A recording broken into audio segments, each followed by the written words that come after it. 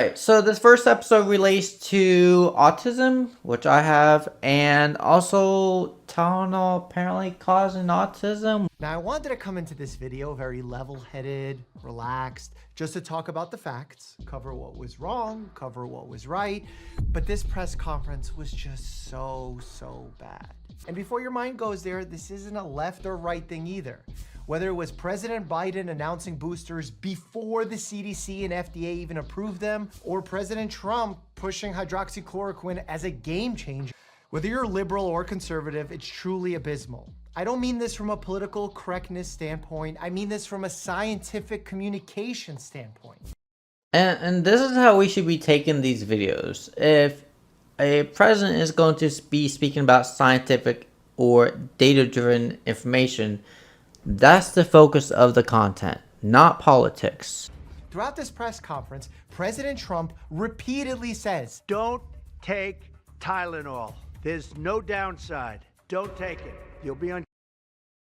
There's no downside? He said there's no downside, so why would you not take it in the first place? Like, that's also medically incorrect. There are side effects with every single drug out there. They're required to legally put it on the bottle. Comfortable, it won't be as easy maybe, but don't take it. If you're pregnant, don't take Tylenol. well, as a board-certified, actively practicing physician who's been in practice over 10 years, he's flat out wrong. In healthcare, every decision has consequences. Taking or not taking a medication both carry sets of benefits and harms. That's because medications, therapy, surgeries all have biological, psychological, and even social implications and trade-offs. And what's even more interesting is, But what we gotta do is weigh what's more positive benefit for your biological system versus the negatives. If the positive outweigh the negatives, and the negatives are so low risk that it basically has almost zero effect, then do it. if he was a doctor, he would know that not treating a fever, especially early in pregnancy, can carry serious risks.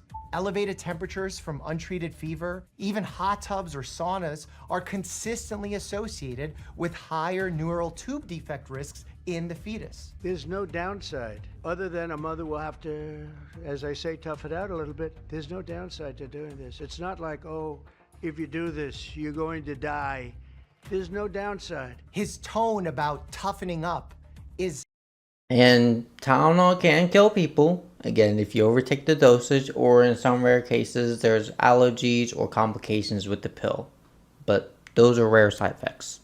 Trump implies over and over that Tylenol causes autism. And his director of the FDA quite literally said that on Fox News later that night.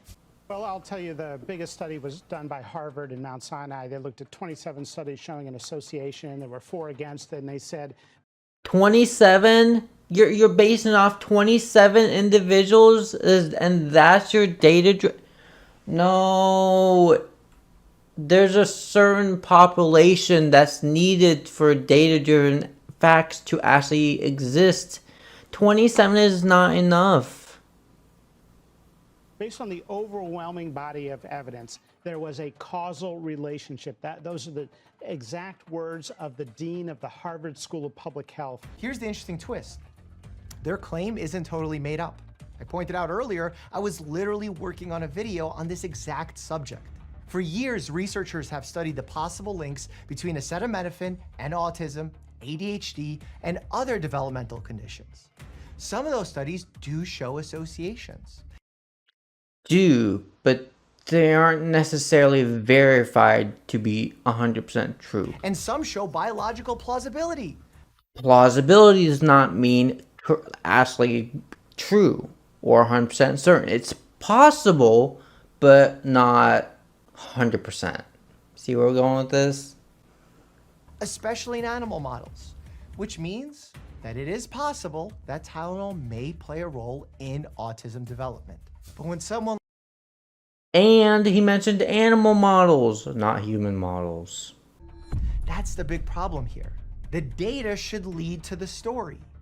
But if you already know the story, you made it up in your head, you're not doing the science. You're doing marketing. Correlation does not equal causation. See? Goes back to that every single time. And I like that. There's a lot to unpack in many of these studies. There's many variables and confounders at play. Anyway, let's zoom out and look at some real information. In 2021, over 90 scientists signed a statement that pregnant women should be cautious with Tylenol. Not to stop it, not to ban it, just to be cautious. The biggest study came out this year in Sweden, not in the US, looking at over 2 million children. That's a big enough data that they can actually use for a research actual based study. 27 is not enough, guys. There needs to be a certain X factor regarding to how big of the data size you're using for the model to be actually representative in real world data values. When they compared siblings, one who was exposed to Tylenol, one not, boom, no increased autism risk. That's really powerful because siblings share genetics, environment, and parental health habits. So if Tylenol was truly to blame, you'd expect a signal there, but it wasn't. Other big studies since then, same story. Maybe a slight association, but when you control for confounders like genetics, illnesses, and environmental exposures, mostly evaporates. How about the fact that the use of Tylenol during pregnancy has gone down or stayed stagnant in recent decades, yet autism rates continue to grow? Translation, the Tylenol autism link is not proven. Let's move on to the second episode. Roblox just deleted millions of games. This could be bad. We're writing to let you know an important update about content maturity and compliance policy. Starting September 30th, users will not be able to play unrated. Okay, that's not news though. They've already released that like over a month ago. But the one thing that Roblox mentioned, guys, remember I did a live stream about this, was the creators that actually make those games can go back and rate them later on. Unless they're old and the creators have given up. Then they can't.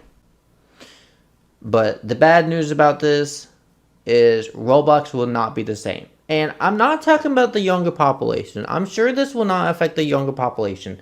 But I'm talking about like my generation, people that started out with Roblox. Those games that we used to play are gone forever, and we can't get them back. Starting September 30th, users will not be able to play unrated experiences. What does that mean, you might ask? Maturity unknown. That makes this an unrated experience because they haven't gone through the questionnaire. Ages 5 and up can play this game. So what they could do, instead of hiding them or making them completely unplayable, this is what they should have done. Just made them all games that are unknown 13 plus or 17 plus, because that would bypass any questions and that would allow anyone else that would like to play those games play it, as long as they're verified of that age. Roblox's whole philosophy is ignore a problem until it gets so bad that you have to burn everything to the ground. This is a classic game that me and my friend made. Like I was saying about Roblox waits until a problem gets so bad and they just delete everything. Like with their audio update, they let people upload any copyrighted audio they wanted, and then it got so bad that they were being sued for like 100 something, a few hundred million, so they just deleted. Yeah, Roblox tends to do mass panicking. Not a good company strategy, Roblox. I just don't think that's how you should go about it. Okay, we're gonna move on to the next episode. YouTube sued for AI slop. You know what? I hope to God they get sued for AI slop. Some good news for today, which could actually help YouTube be a lot better in the future. Celebrities are starting to sue YouTube for AI slop. Oh, well, good. I figured that would happen eventually, because people are using celebrities' images to get views and or attacking celebrities based off their own images. I'm pretty sure this is not the first that's happened either. So, yeah.